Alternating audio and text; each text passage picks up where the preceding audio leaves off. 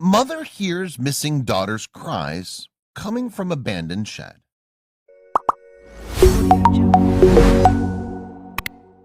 If the movie's Rear Window or The Burbs taught us anything, it's that you never really know what your neighbors are actually about. They may put on a nice, pleasant, and perfectly normal face in public, but be entirely different in private. We would all like to think that our neighbors are our friends, good and nice people that are going to help and protect us from the real-world elements. But when Gail's 30-year-old daughter went missing in the middle of the night, she had no idea that foul play was involved. She could never expect or thought that someone so close can be so evil. Nobody ever wants to think that the devil is living next door. She ultimately wasn't prepared for what she would uncover as she pressed further in her investigation and tore back the curtains of evil. Gail, who's the mother, lives with her daughter and her grandson in their tiny little house on a relatively quiet street. That evening, Gail went to sleep around 10 or 11 p.m. in the evening. Gail hadn't seen Jennifer since they went to bed that night and started to become increasingly worried that something was the matter with her. At about 1:30 a.m., Gail suddenly woke up out of a dead sleep. Gail was hit with a strange feeling, call it a mother's intuition, that something was the matter. She got up and checked on her daughter, but she wasn't there. She then checked all the bedrooms, but Emily was nowhere to be found. Now Gail was really starting to get worried. Gail searched the house frantically and began calling Jennifer's phone in hopes she'd answer and say she was staying at a friend's house. It was unlike Jennifer to do that, but she was trying to be optimistic. She checked every room, every bathroom, and turned the house upside down. She just couldn't imagine where Jennifer was. She then went outside to check her garage and the backyard and front yard, but still no sign of Jennifer anywhere. Gail's intuition was right. Her daughter simply vanished in the middle of the night and was nowhere to be found. Gail, who at this point was becoming increasingly worried, felt that she needed to call 911. She knew that once she made that call, it would kick off a chain reaction, but she felt it was necessary. She hesitated, thinking that maybe Jennifer would show up and she'd look like a crazy mom by calling 911. Gail ended up making the right decision and called 911. She told them that her daughter was missing. The 911 operator told her to calm down and that they'd send the police over right away to her house. She hoped she wasn't wrong, but her mother's intuition kicked in and she knew it was a race against time to find her. Officers were on the scene almost immediately after the call. They quickly worked to calm Gail down and asked her to explain the situation so they could help her find her daughter. Several of them wrote it off as her daughter just not coming home that evening, but with the mother as frantic as she was, they kept an open mind. Gail explained that she'd not seen her daughter since she went to sleep that night. She woke up in the middle of the night and her daughter was nowhere to be found. It was very unlike her daughter to just disappear, and she'd never done this before. She wasn't answering her phone or her texts, and she just knows something is wrong.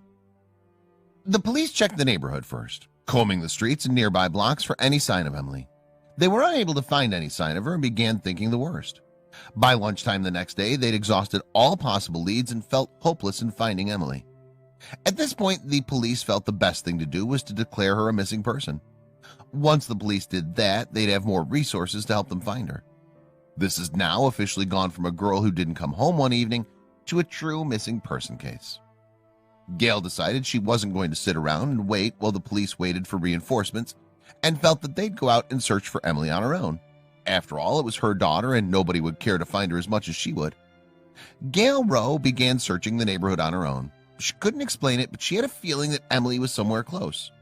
What Gail didn't realize was how close she really was and what she was going to find out about her daughter's sudden disappearance. Eventually, her friend Tracy accompanied her in the search to help and lend support. Tracy felt that her daughter desperately needed her and that she would accompany her on her search for her daughter. Tracy figured they'd just walk around the neighborhood and wait for the police and all their equipment to show up and help. The last thing she believed was that she and Emily's mom would be the ones to break the case wide open. Tracy couldn't have prepared herself enough for what was to come. Gail and Tracy were exhausted after hours of searching and decided it was time to return home to rest up so they could have more energy to search later on that day. They began walking back to Gail's house in a very somber mood. As they were walking and Tracy was consoling Gail, Gail said she heard a scream coming from the direction where her house was. She quickly told Tracy to come over to where she was standing to see if she heard the scream as well. As Tracy stood there with Gail, she didn't hear a thing and told Gail she must be hearing things. Gail insisted that she heard something and told her to just hush and listen. They both stood there in silence, listening for a sound. Then, as the wind blew and the birds chirped, they heard a faint voice coming from a distance. Tracy couldn't believe what she'd heard, as she too now heard what sounded like a scream coming from an abandoned shed right next to Gail's home. They quickly ran over to the shed in a fury. As they approached, Tracy told her to be careful. They didn't know what was going on and who was watching. The desperate mother ran to the shed and began pounding on the side, shouting, "Emily, if you're in there, yell again so we know you're in there. We'll get you out." They waited and listened. A few more bangs and Gail began to call out, "Emily, is that you? Are you in there, Emily? Mommy's here to help." After what felt like a lifetime, they heard a faint whine saying, help." Even if it wasn't Emily, someone needed their help. Gail and Tracy immediately went to the door of the shed to get it open, but it was locked very tight. They kept pounding on the shed and ran around looking for any way possible to get in. The shed was old and beat up, but was locked as if $1 million was inside. They decided that they could not get into the shed alone and called the officers to come help them. They figured this was a serious situation and it was best that an officer handled from there. Police soon arrived on the scene and found the shed was bolted shut with a padlock. They found this extremely odd, given the look of the shed to have been locked so well. They broke out the bolt cutters and got to work. At first the bolt cutters were not working, but finally they were able to get the padlock off and took a look inside the shed. The doors finally swung open to the shed, and to everyone's surprise, the shed was empty. There was nobody inside and no sign of Emily in the shed at all.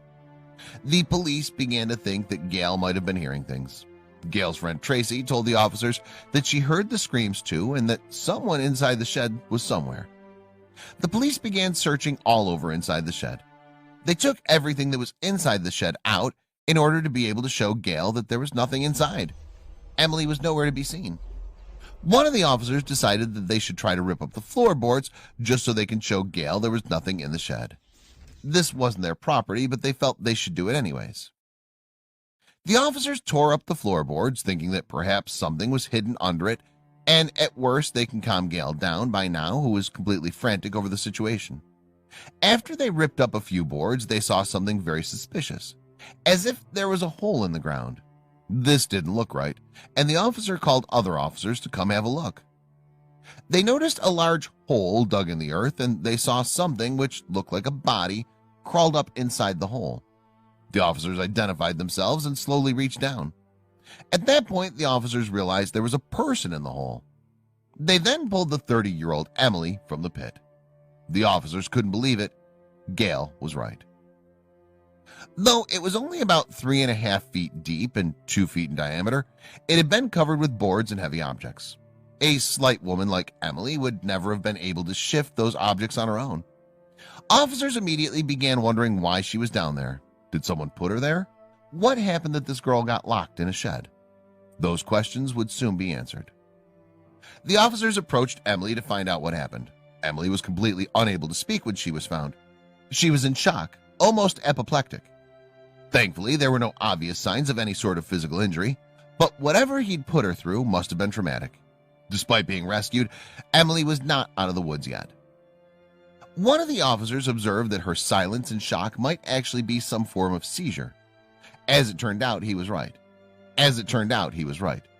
Emily had battled seizures nearly all her life. The officers immediately called for an ambulance to take Emily to the hospital. The entire way to the hospital, she was in and out of the seizures. Once at the hospital, the officers desperately wanted to find out what had happened to Emily so they could catch the culprit who had did this to her and bring him to justice. Every time she would wake up from the seizure thing, she would try to run, and she's screaming, "No!" She was terrified, said Gail's friend Tracy.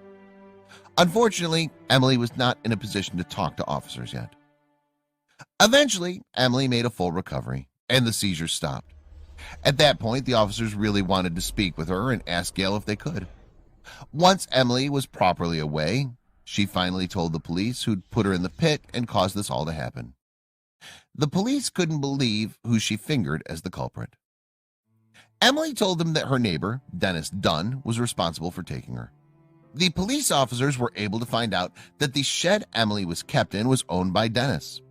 With this new information at hand, the police headed out to arrest Dennis Dunn. They wanted to know the reason why he kidnapped her, what his plans were, and how did all this happen. Police officers at 8 a.m. headed out to arrest the 45-year-old Dennis Dunn.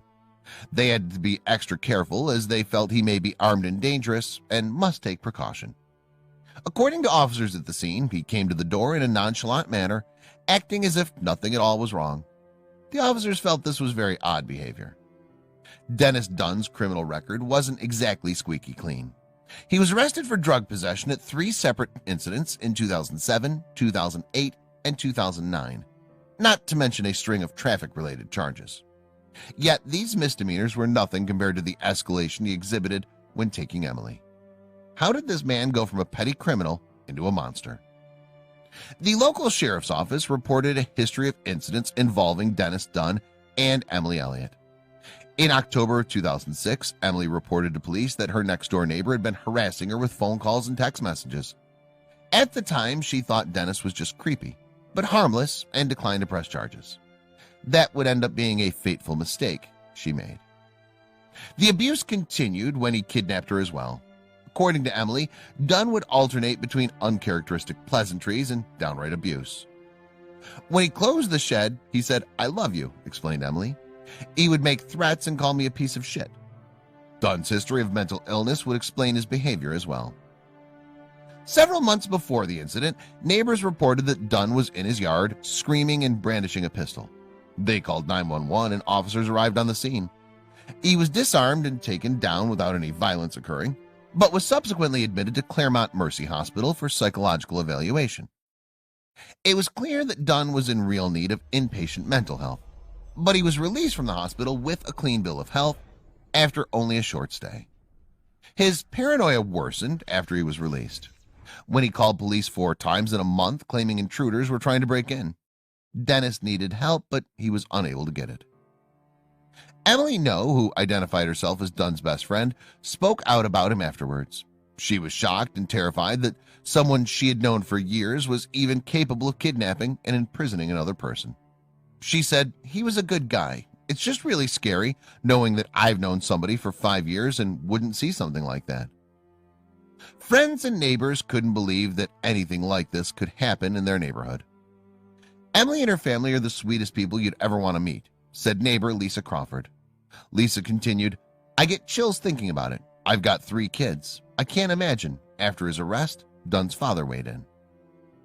Dunn's elderly father showed up at the scene later that morning to apologize to police for having to deal with his son. He was very apologetic that the whole situation happened. Meanwhile, Dunn was charged with kidnapping and will go before a grand jury.